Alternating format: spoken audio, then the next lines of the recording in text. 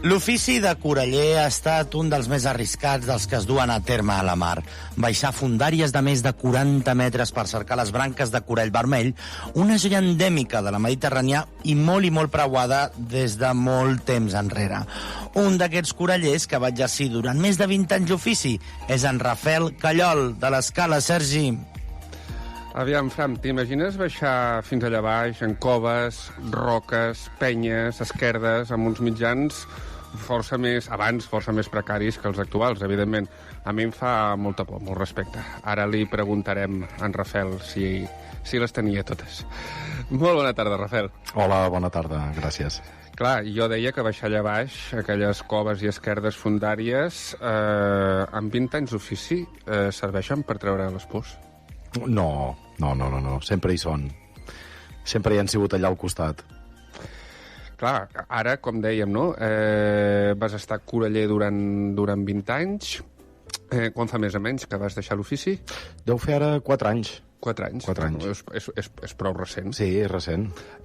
Clar, el corall, si tenim entesos, corall vermell, actualment està prohibit, la seva extracció. No sé si encara s'atorga alguna llicència. Regulat. No, l'estat espanyol, de fet per això ho hem deixat tots, ha decidit de no renovar més les llicències, però els altres països continuen. Igual, potser amb més restriccions, però França, Itàlia, la resta dels països continuen com han fet els últims anys.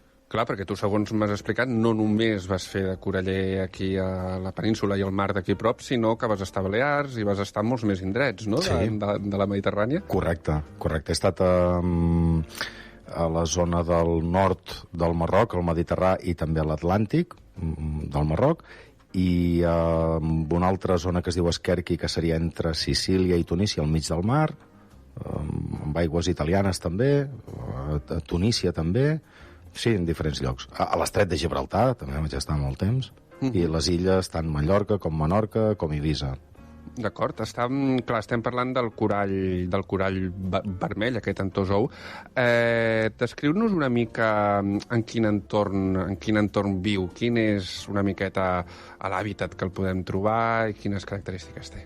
En principi, el corall vermell, el que es diu Corallum rubrum, en llatí, és una espècie endèmica del Mediterrani. I n'hi ha pràcticament per tot arreu.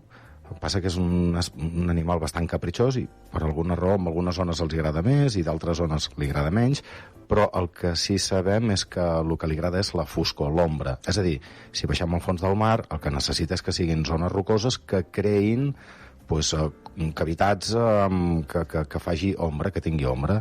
Escletxes, com deies, coves, això és el que li agrada més a ell. I per sota d'una profunditat, no? Sí, correcte. La profunditat que podríem dir que més, jo per el que he vist, que més li agrada és entre els 70 i 90 metres. Això és molt avall. Sí. Tot i que, perdona, disculpa, aquí a la Costa Brava, sobretot a l'Escala, en concret, passa una cosa que no he vist enlloc més, i és que li encanta viure a molt poca profunditat. Jo a l'Escala he vist branquetes molt petites de corall a 3 i 4 metres de profunditat. Que els turistes hi passen pel costat i ni ho saben. Doncs sí, a l'illa Mateua, a Montgó i fins a lo que és les Medes. Diguéssim, des de Montgó fins a les Medes... Costa del Montgrí. Sí, Costa del Montgrí és diferent de la resta del món. Pot ser naturalesa calcària de la pedra, també... Segurament. Diferents factors. Troba menjar... Sí. Clar, em comentaves 70-90 metres. Jo et deia que això era molt, evidentment. Com fèieu la vostra feina? Descriu-nos una mica com baixàveu fins allà, quant temps us podíeu estar, una miqueta com anava tot plegat? Bé, de fet, per començar, tots som autònoms, és a dir, ningú obliga a fer res, cadascú tria i d'arriscar més o menys. A partir dels 75-80 metres, l'aire ja comença a ser molt tòxic. Llavors el que s'ha de fer són unes mescles, unes barreges de gasos amb heli per poder tenir el cap més fresc.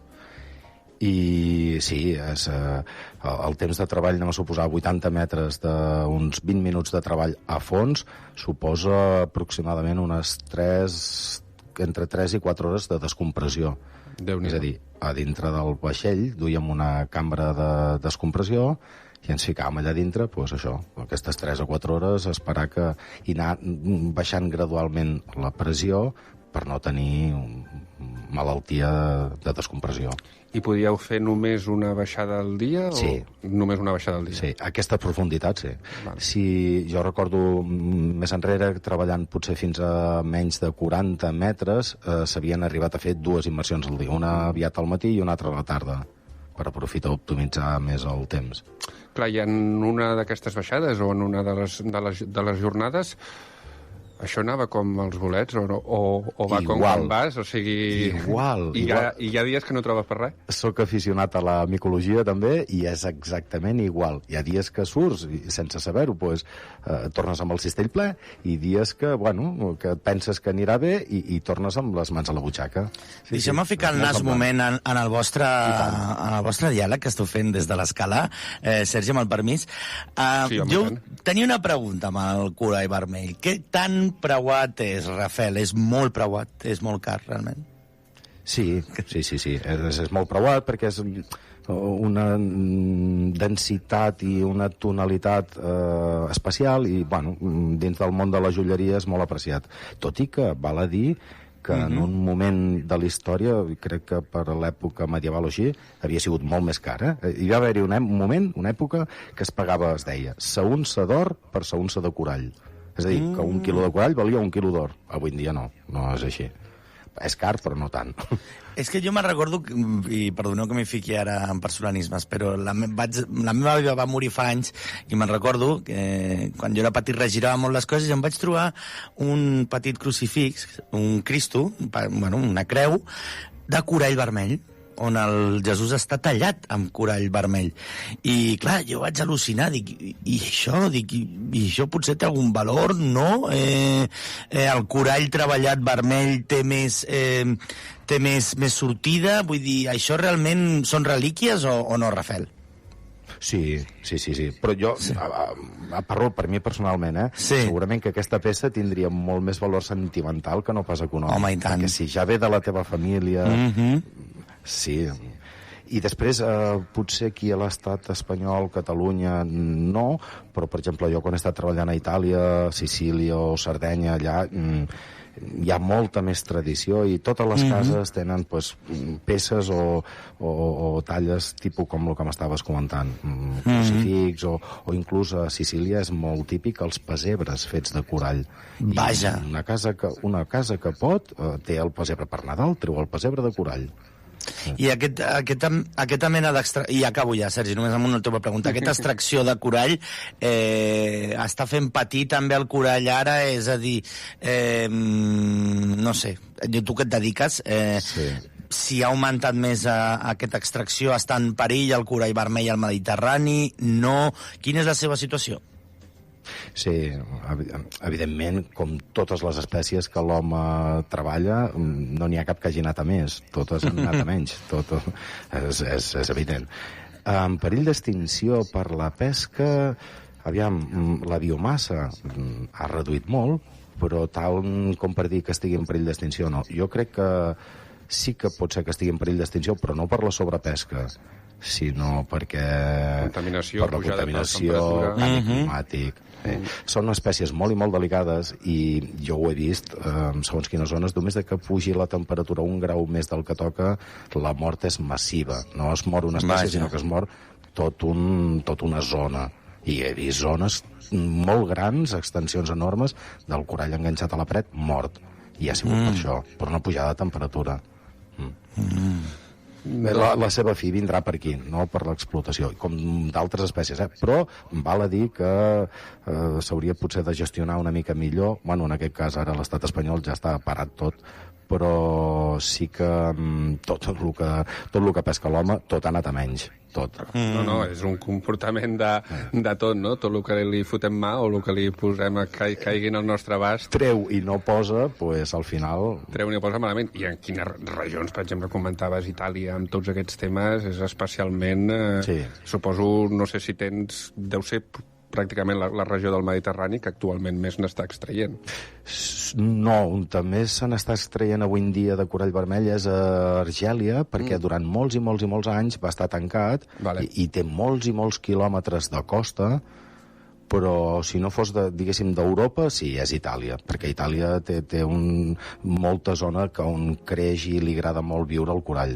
Sardenya, tot voltant. Ja només Sardenya té 50 vegades més de costa que Catalunya.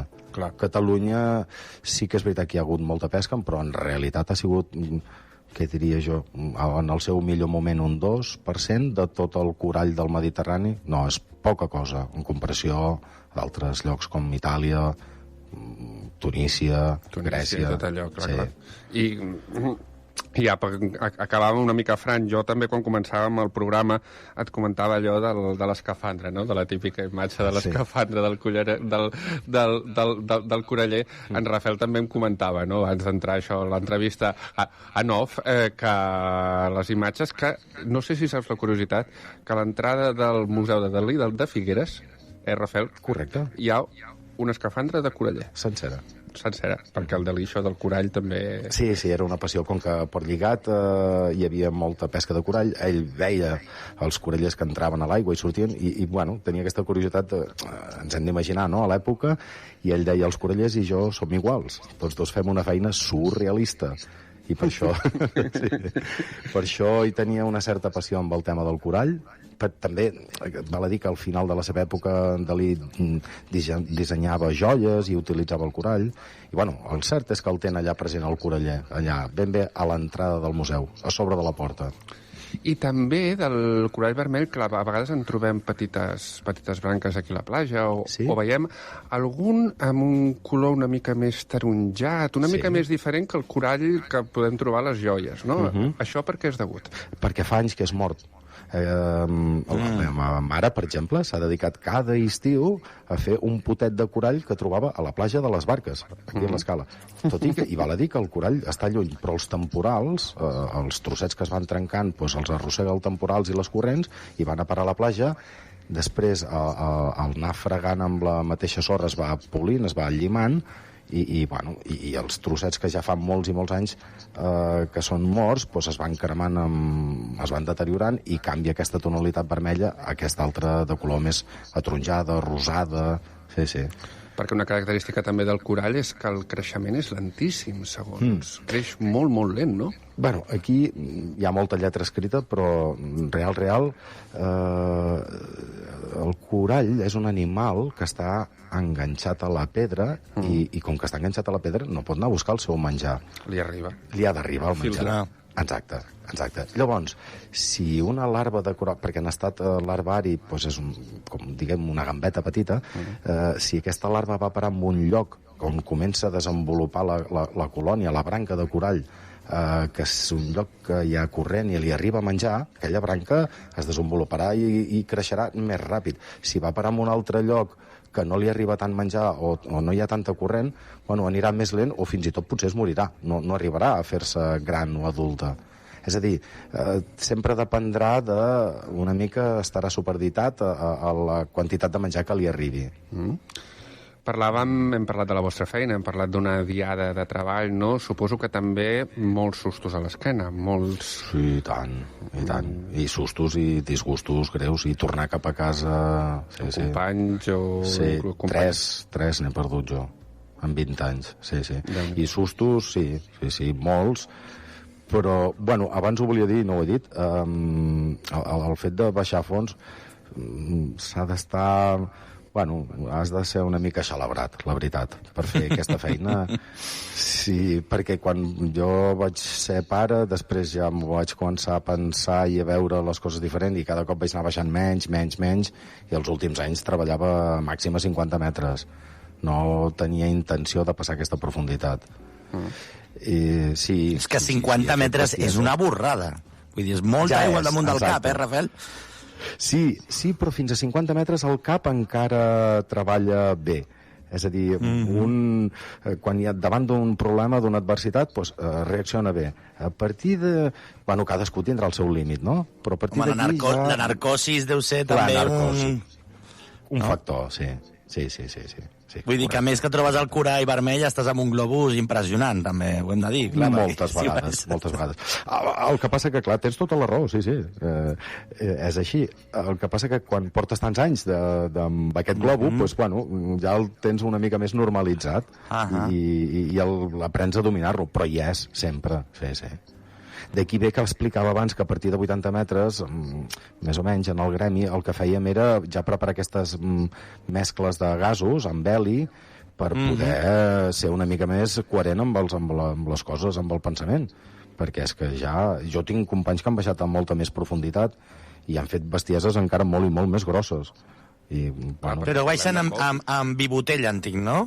O no? Sí, bueno, i tribotella jo he treballat molt temps. Quan treballàvem amb gasos, treballàvem amb tribotella, 2 grosses i una petita.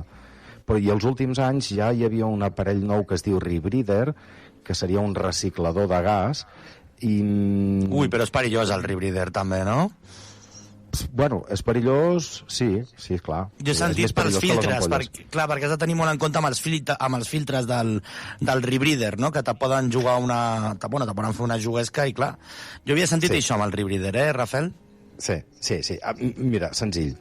Unes ampolles, una ampolla de submarinisme no deixa de ser un envàs metàl·lic amb una aixeta. Un Rebreather és un aparell amb una electrònica que gestiona el gas que respires i necessita que li facis un check control abans de fer la immersió i un altre check control després de fer la immersió. Clar, i tot és un enrenou. Al principi sí, però després vas familiaritzant amb l'aparell i vas agafant confiança i la confiança és la que mata, en aquest cas. Sí, de fet, diuen, l'altre dia vam parlar amb la FECDAS, amb la Federació Catalana d'Activitats Subaquàtiques, tenen una secció tots els divendres al programa, i havien fet un estudi de morts sota l'aigua, no? I ells deien precisament que moltes vegades, la majoria de vegades, no se sap què ha passat, però que sí saben una cosa, que els que més moren són els més experimentats, els més veteranos. La confiança. Són els que pillen més, bàsicament, no? És el que comentes tu, aquesta confiança, aquest, pam, allà és on els enganxa, no? Generalment és precisament, ho pateixen els humanistes, aquesta confiança de, baixem una mica més, no sé què, no? I quan no et dones compte ja has baixat més del compte o el que sigui, no, Rafael? Millor no es podia explicar, sí. Jo, mira, et vaig a dir, sempre soc d'una família de pescadors, Rafael Callol i en Mariano, que en Sergi coneix bé, de Cal Zit, i sempre de petit sempre m'havien dit, nen, al mar es menja els valents, els covards els agafa a casa. O sigui... Sí, la meva àvia deia que el cementiri de Valents n'era ple. N'és ple. Sí. Però acte seguit em deia, vés a pescar amb tramuntana, que pesques. és el que hi havia. Sí. Et volia comentar, Rafael, com a curiositat, de les vegades que baixaves o estan per allà baix, què t'has trobat que t'ha sorprès o algú xulo que recordis així, en plan, jo què sé, un dia em vaig trobar tal peix, tal... Sí, aviam... Que et flipés. Moltes coses, no? I sorpreses enormes. Ostres, una en concret, no sé, vàries. Per exemple, baixar i començar a baixar i veure una taca blanca molt i molt grossa i, ostres, què és això? I era el cadàver d'una balena o un altre dia baixar i, ostres, sembla veure una forma rodona i està en un jardí d'àmfores, és a dir, estava ben bé a sobre d'un vaixell romà enfonsat que sortien, tenia com 200 o 300 àmfores al voltant meu. Quina xulada. I després, jo hi va haver-hi una època, encara ho soc, però que he sigut un apassionat dels nudibranquis, no sé si saps els llimacs, aquests que... Doncs una vegada vaig veure un tetis, que és un nudibranqui molt gros, de color blanc, amb unes aletes, espectacular, només l'he vist un cop a la vida. O també he vist una bailarina espanyola, no sé, nudibranquis a mi m'apassionaven molt. Bitxets petits. He vist alguna vegada, una vegada recordo a l'estret de Gibraltar, no tenia massa experiència, a 80 metres, feia poc que començava baixant aquí, arribo de fons, em giro i veig un tauró. No sé quin tauró era, però em vaig espantar molt. I vaig pensar, Rafael, poc que pots pas marxar. Vull dir, guita... I ja hi ets. Ja hi ets. Per tant, jo, la conclusió va ser, guita, em giro d'esquenes, em vaig cap a la paret, que és on hi ha el corall, i si vol venir i se'm vol menjar, doncs, guita, Algú li explicarà a la mare. Doncs, Fran, ja... Quina entrevista, quin convidat, increïble. La veritat és que hem volgut allargar l'entrevista, Rafael, perquè no tots els dies es té a un coraller, a més, amb aquestes històries, i sobretot amb aquest biaix també una mica de protegint també el fons marí, no? Estem explotant massa la nostra mar i ja està dient una mica que ens aturem, no? Que aturem també amb aquesta explotació. Sergi Corral, tu has currat molt, portant el Rafael avui a Ran de Mar, te felicito. Moltes gràcies. A veure, és un plaer per mi, per moltes coses que en Rafael també sap, i molt content. Correcte, el plaer també és el meu, Doncs Rafael Callol, un dels corallers de l'escala, més de 20 anys de trajectòria, d'experiència. Moltes gràcies per estar amb nosaltres a Ran de Mar, Rafael. Moltíssimes gràcies a vosaltres, també. A reveure. A reveure.